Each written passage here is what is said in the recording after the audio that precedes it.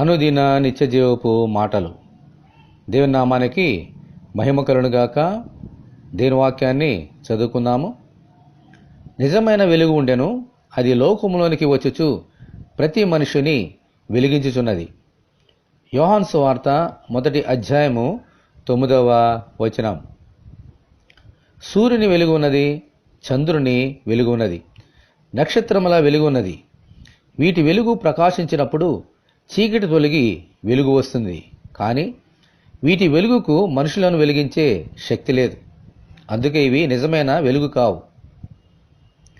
సైతాను వెలుగుదూత వేషము వేసుకుని దేవుని బిడ్డలను మోసగించి వెలుగు అని భ్రమింపచేసి చీకటిలోనికి నడిపిస్తున్నాడు. ఇది కూడా నిజమైన వెలుగు కాదు. మరి నిజమైన వెలుగు అంటే ఏమిటి? ఎవరిస్తారు? ఎక్కడ దొరుకుతుంది?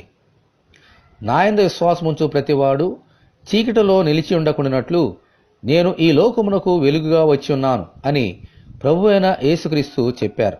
హల్లెలూయా. ఆయనే నిజమైన వెలుగే ఉన్నారు. మనుషులందరినీ వెలిగించే శక్తి ఆయనకే ఉన్నది. దేవునికి మహిమ కలుగునుగాక. ఆమేన్. పాపము చేయు ప్రతివాడును చీకటిలోనే నడుస్తున్నాడు. ఆ చీకటి పోవాలంటే ఒకటే మార్గము. యేసు అనే నిజమైన వెలుగునొద్దకు రావాలి.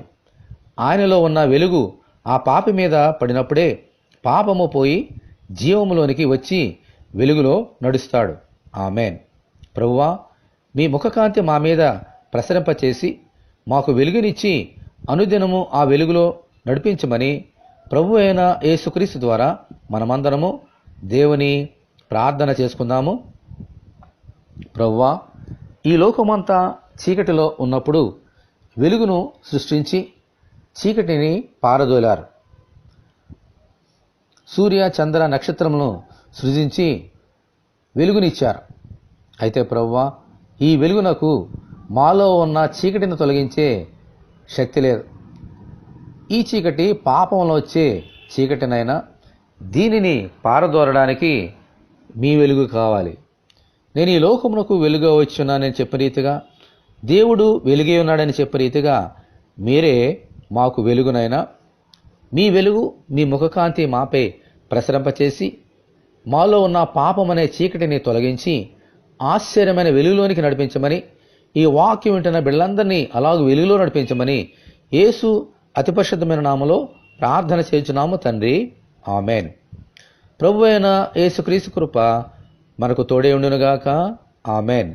పరిశుద్ధ దేవుని మందిరం.